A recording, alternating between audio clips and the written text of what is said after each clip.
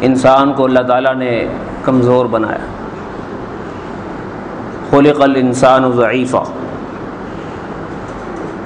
اور ویسے بھی قدرت کا ایک نظام ہے کہ اگر کوئی چیز روٹین میں رہے تو اس کی قیمت ختم ہو جاتی، قیمت نہیں سمجھ میں، ایک کام روٹین سے ہو رہا ہے۔ مثلا یہ بجلی ہے، جب آتی تھی تو کتنے لوگ تھے جو اس وقت نماز پڑھتے تھے کہ جناب اللہ کی نعمت ہے ہم شکر کر لیں۔ جب لوڈ شیڈنگ ہوئی تو اب بجلی کی قیمت سامنے آئی۔ کائنات کے اندر اللہ نے کانٹے کیوں رکھے؟ تاکہ کبھی چبھے تو یاد آئے کہ کوئی پھول بھی ہے۔ بے وفائی اس لیے رکھی تاکہ وفاداروں کی قدر آئے، جفا اس لیے رکھی تاکہ عدل انصاف والوں کی قدر آئے۔ تو سلسلوں میں اللہ تعالیٰ توڑ بھی پیدا کرتے ہیں، جوڑ بھی پیدا کرتے ہیں، اس لیے ظاہری سبب کچھ بھی بن جاتا ہے، لیکن جب تک پروردگار کا ارادہ نہ ہو کوئی کام انسان نہیں کر سکتا۔ مجھے پتہ چلا آپ کو کافی انتظار بھی کرنا پڑا اور پھر کوئی بیان بھی نہ ہو سکا، وہ تکلیف تو اپنی جگہ، اس چیز کی تکلیف مجھے پورا ہفتہ رہی کہ آپ حضرات آئے اور میں نہ آ سکا، اور پورا ہفتہ ہی بے چینی میں گزرا۔ اللہ تعالیٰ آپ حضرات کے انتظار کا آپ کو جزائے خیر عطا فرمائے۔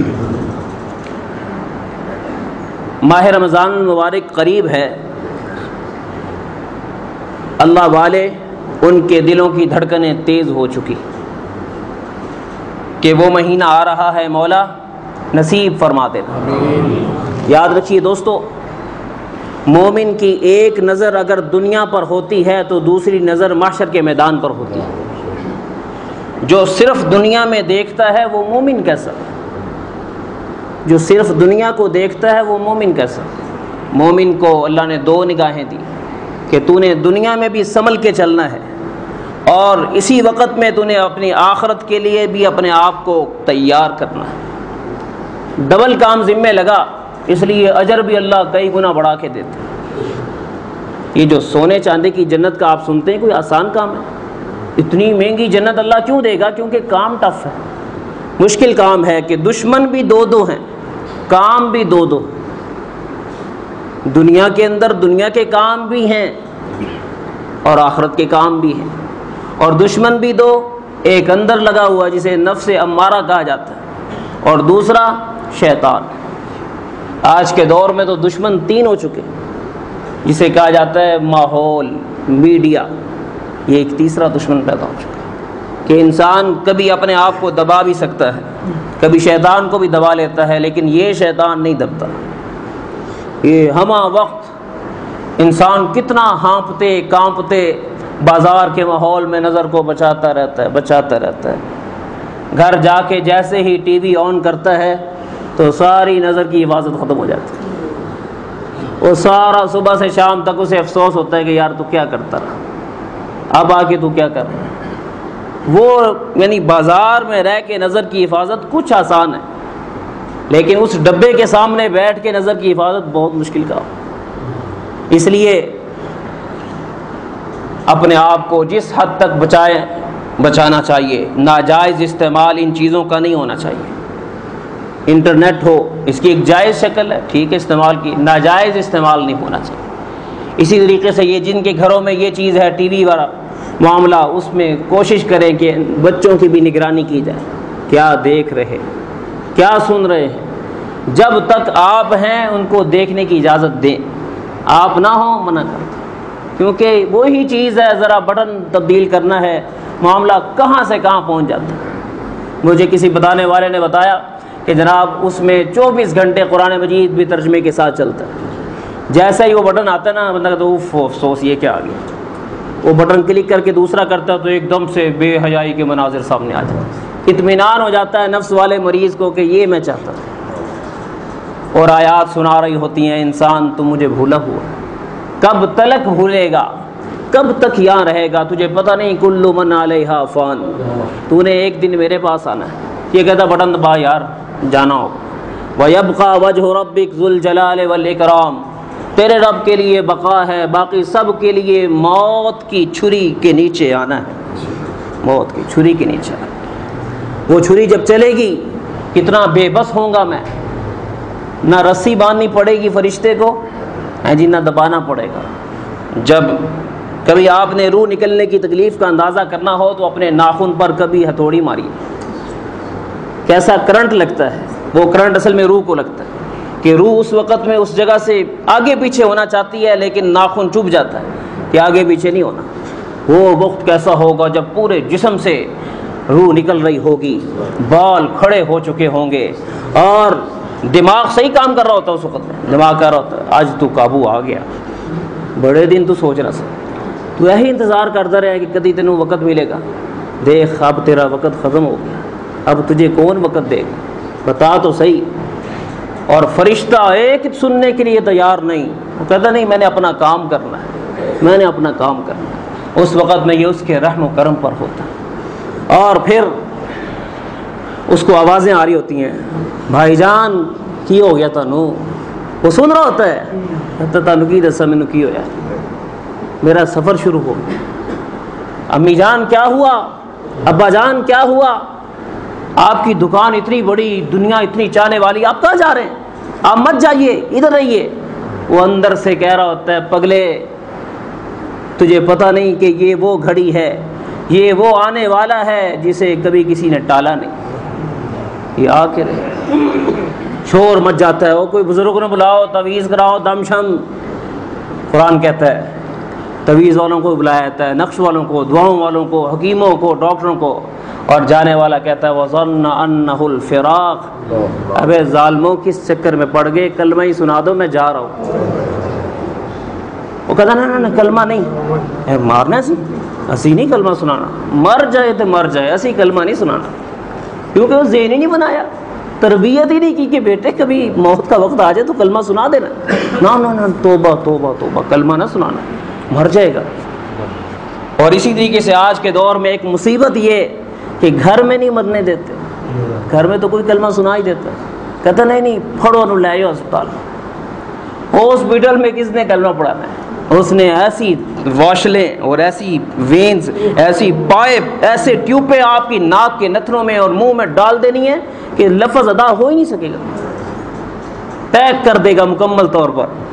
وہ کہے گا ہو کی گیا، میں جانا ہی جانا سی، ایتے کٹ دو، وہ کم از کم کلمہ پڑھنا چاہنا، زبان ہل نہیں رہی، پائپ کے نیچے آ گئی ہے، لیکن کوئی ترس کھانے کے لیے تیار نہیں ہوگا۔ وہ لمحے آنے ہیں آنے ہیں آنے ہیں، مجھ پر بھی آنے ہیں، آپ پر بھی آنے ہیں، اس لیے ابھی سے زندگی میں اس کے لیے تیاری کرنی۔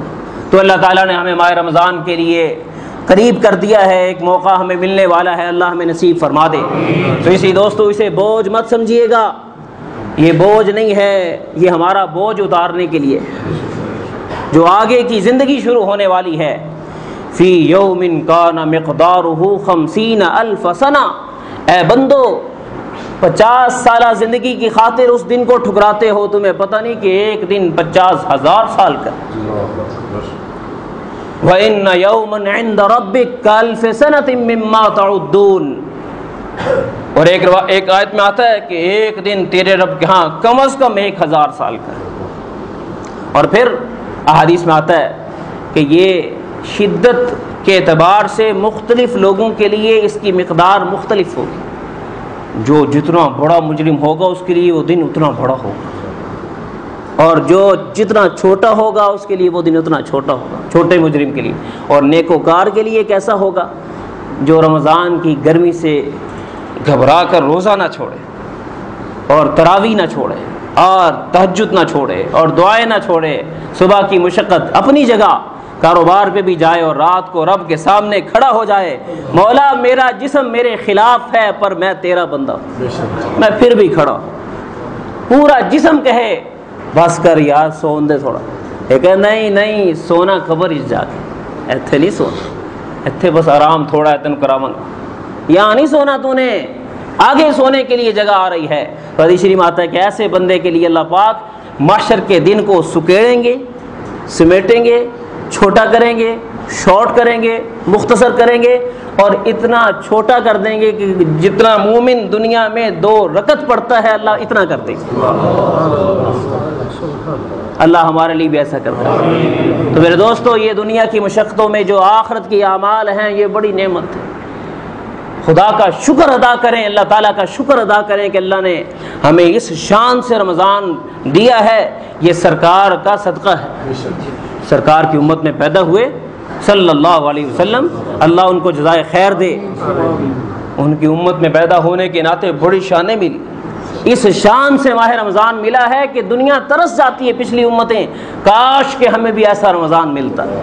اور ادھر کہتے یار پھر آ رہے ہیں،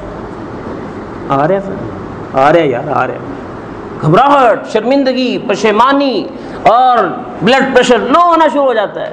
نہیں بھائی، میں کیوں گھبراؤں؟ میں نے روزہ نہیں رکھنا، روزہ رب نے رکھوانا ہے۔ مجھے کہ یہ میری کیا ٹینشن ہے؟ یہ میرا مسئلہ نہیں، یہ میرے رب کا مسئلہ ہے۔ میرا کام نیت کرنا ہوگا، سحری کھانا ہوگا، بس آگے توفیق دینا اس کا کام ہے۔ اللہ پاک ہمت عطا فرمائے۔ میں نے اس کے لیے آپ کو ایک نسخہ بتایا تھا کہ آپ حضور علیہ السلام کی پوری امت کے لیے روزے کی آسانی اور ٹھنڈک کے لیے آپ روزانہ 2 رکعت ابھی سے شروع کر دیں، 2 رکعت۔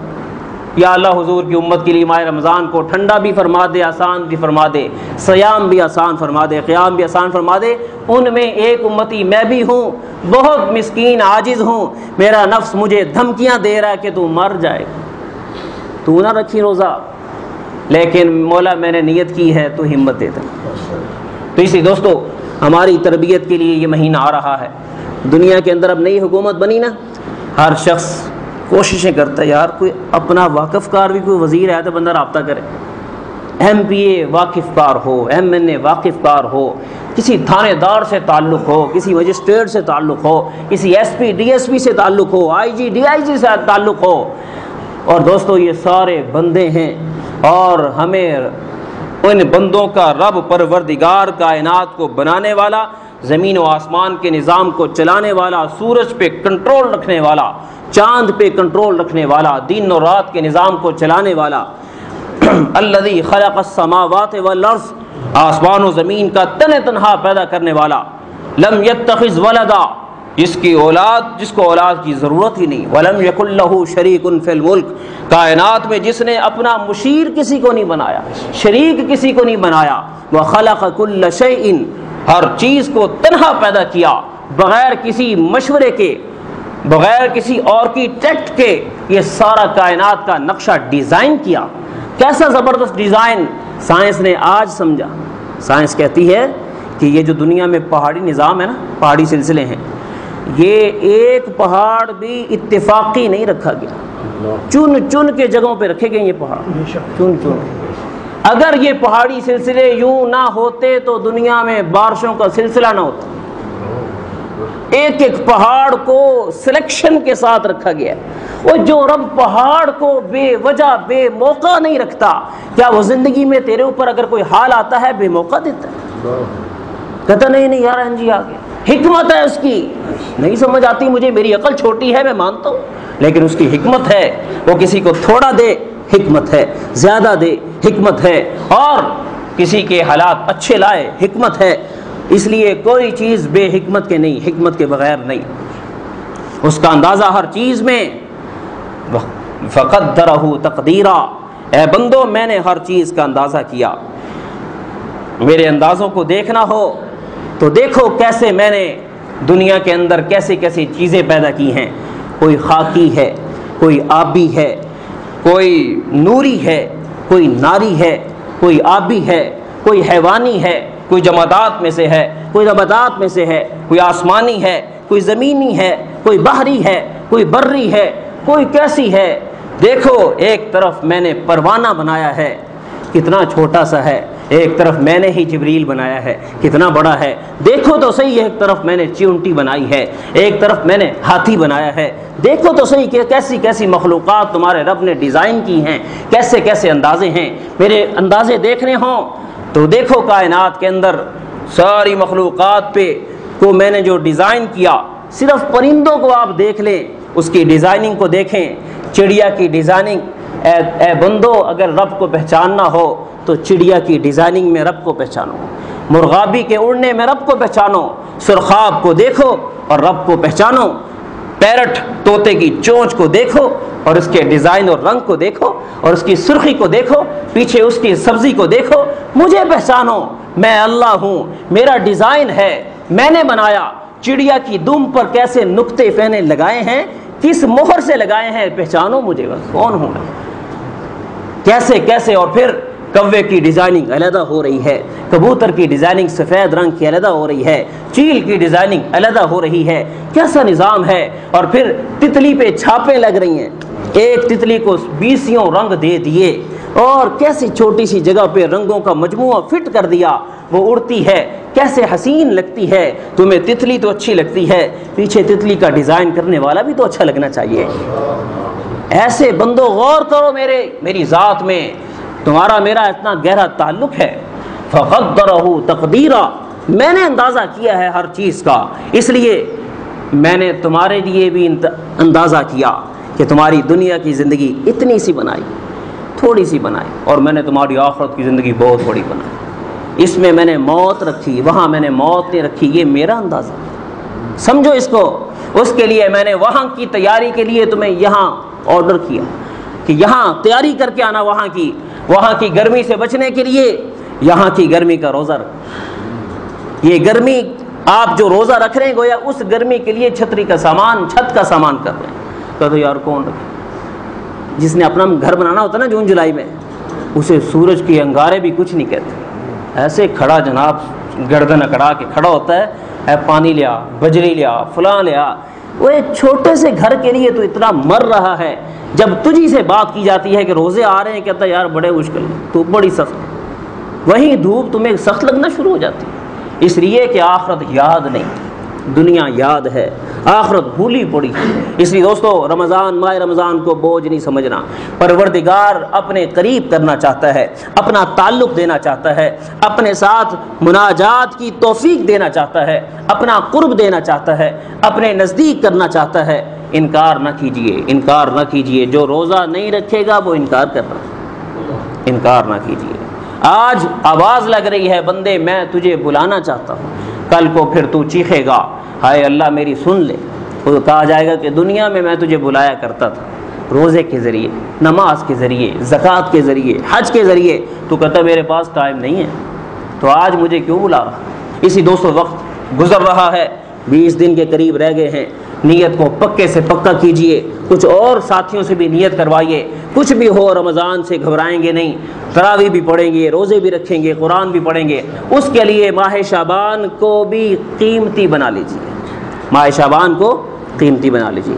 شعبان سیدہ عائشہ صدیقہ رضی اللہ تعالیٰ عنہ فرماتی ہیں کہ میں نے اللہ کے رسول کو صلی اللہ علیہ وسلم دیکھا کہ وہ جس طرح رمضان کے روزے رکھتے تھے، شعبان بھی پورا مہینہ روزہ رکھتے۔ وہ آقا آپ کو 1 مہینہ رکھواتا ہے، خود 2 مہینے رکھتے، کہاں سے ایسا آقا لاؤ کہ ملازم متحد کو تھوڑا کام خود زیادہ کام کر رہا ہے، خود 5 آپ کو 5 نمازوں کا کہا، خود 6 8 10 اور بلکہ ساری رات نمازوں میں رہتے تھے۔ امت کو کتنا تھوڑا اور خود کتنا زیادہ کیا۔ اور پھر فرمایا، کسی نے پوچھا یا رسول اللہ صلی اللہ علیہ وسلم آپ شعبان میں اتنے روزے کیوں؟ فرمایا کہ یہ وہ مہینہ ہے کہ امت کی توجہ اس طرف نہیں ہے، اس مہینے میں فرشتے اعمال نامے جو سارا سال لکھتے رہتے ہیں اس کا مجموعہ پروردگار کے حضور پیش کرتے ہیں۔ تو میں چاہتا ہوں کہ جب میرے اعمال پیش ہوں تو میں اس وقت روزے کی حالت میں ہوں، کیونکہ روزے کی حالت میں بندے پر رحمت کی بارش ہوتی ہے، تو میں چاہتا ہوں میں روزے کی حالت میں۔ اور فرمایا کہ ایک روایت، ایک حدیث کے مطابق کہ اس مہینے میں فیصلے ہوتے ہیں، اللہ تعالیٰ کے فیصلے کہ 1 سال میں کتنے افراد کو موت کا جام پلانا ہے، یہ چیز ملک الموت کے حوالے کی جاتی ہے۔ تو میں چاہتا ہوں کہ یہ میرا فیصلہ اس حال میں ہو کہ میں روزے کی حالت میں ہوں۔ تو اس لیے دوستو اس مہینے کی، پورے مہینے کی قدر کرنی چاہیے تھی، لیکن 1 عشرہ گزر چکا، کچھ 2 عشرے رہ گئے ہیں، اور ان عشروں کی قدر کر لیجئے، اس میں کچھ اعمال کر لیجئے۔ البتہ لیلۃ النصف من شعبان، شب برات تو یہ عربی کا لفظ نہیں ہے، میں اس لیے نہیں بول رہا، شب فارسی کا لفظ ہے، برات بھی فارسی کا لفظ ہے، ٹھیک ہے نا جی، تو یہ عربی کا نہیں ہے، تو تو اس لیے جو عربی کا نہیں گویا وہ حدیث میں کہاں سے آئے گا؟ تو لیلۃ النصف من شعبان، لیلۃ النصف من شعبان، چونکہ شب برات میں ایک خاص تصورات ہم نے جما لیے کہ حلوہ بھی کھانا ہے، چراغاں بھی کرنا ہے، آتش بازی بھی کرنی ہے. بعض سمجھتے ہیں کہ سال میں مردے جمعے کی رات کو اور شب برات کو واپس ان کی روحیں آتی ہیں. یہ سب تصورات بنا لیے گئے، ٹھیک ہے نا جی. تو اس لیے میں اس کا لفظ ہی نہیں استعمال کر رہا. لیلۃ النصف من شعبان، آقا نامدار صلی اللہ علیہ وسلم کا ارشاد پاک ہے کہ لیلۃ النصف من شعبان، جو شعبان کی نصف رات ہے، یعنی 14 دن گزر گئے، آگے 15ویں رات آ گئی. تو اس بات کہ اس میں پروردگار لوگوں کو اپنی مخلوق کو معاف کرتے ہیں تاکہ رمضان کے لیے یہ حوصلہ کر کے تیار ہو جائے. اور فرمایا کہ مغفرت کے فیصلے ہوتے ہیں. جو مغفرت کی درخواست کرتا ہے اس رات میں اللہ تعالیٰ فرشتوں سے کہتے ہیں کہ کسی اپلیکیشن کو واپس نہیں کرتا، سب کی قبول کر. جو رحم کروانا چاہتا ہے درخواست کرتا ہے اس پہ رحم کر دیا جاتا ہے، جو مغفرت کروانا چاہتا ہے اس کی مغفرت کر دی جاتی ہے. تو اس لیے ہمیں اس رات میں سے پہلے ہی ابھی سے کچھ راتوں میں عبادات کی نیت کر لینی چاہیے. خاص طور پر یہ پیر اتوار پیر میں کہتا ہوں پورا جتنے دن باقی ہیں کچھ وقت رات کا حصہ متعین کر لیں. عبادت کا یہ معنی مت سمجھیے کہ رات کو سونا نہیں. ہم عجیب سا معنی لے لیتے، سوئیں کس نے منع کیا؟ آپ رات کے 3 حصے کر لیں، بس ایک حصہ بس عبادت کرنی وہ کافی ہے. تو سوئیں سب کچھ کریں لیکن کچھ وقت، گھنٹہ بھی ایک کافی، 1 گھنٹہ رات کو آپ نکال لیں بہت کافی. 1 گھنٹہ عبادت میں لگانا ہے. اس میں آپ نے کیا کرنا ہے؟ آپ خاص طور پر کہ عشاء اور فجر جماعت کے ساتھ، یہ اس کے برابر میں کوئی اور عمل نہیں. یہ بات میں پہلے ذکر کر رہا ہوں. آپ کے نزدیک تو کہنا ہے پتہ نہیں کی کہتا، اس سے بڑا عمل کوئی نہیں. فجر اور عشاء جماعت کے ساتھ، چاہے آگے پیچھے آپ کی عادت نہ ہو، ہمت کریں. اور دوسری چیز، رات کو کچھ نفل 2 4 6 8 جتنے ہو سکے کچھ نفل پڑھ لیجئے، کچھ تلاوت کر لیجئے، کچھ درود شریف پڑھ لیجئے، کچھ استغفار کر لیجئے. اور اگر کوئی ہمت والا ہے صلاۃ التسبیح پڑھ لیں. لیکن جماعت کے ساتھ صلاۃ التسبیح سنت نہیں ہے. جماعت کی نمازیں نفلی طور پر مسنون نہیں ہیں، اس کو اپنے طور پر رکھیے. اسی طریقے سے کچھ وقت دعا میں گزار لیجیے، سچی ندامت پیدا کیجیے، سچی شرمساری پیدا کر لیجیے کہ یا اللہ بہت غلط ہوا لیکن اب تو اگلا سیزن دے رہا ہے. میں مثال سے بات سمجھاتا ہوں کہ جیسے گھر میں نا دودھ آتا ہے نا، تو آپ گھر میں لیڈیز کو کہتے ہیں یہ دودھ پکڑیں برتن میں ڈالیں، تو وہ فوراً اسے نلکے کے نیچے لے جاتے ہیں، اسے دھوتے ہیں.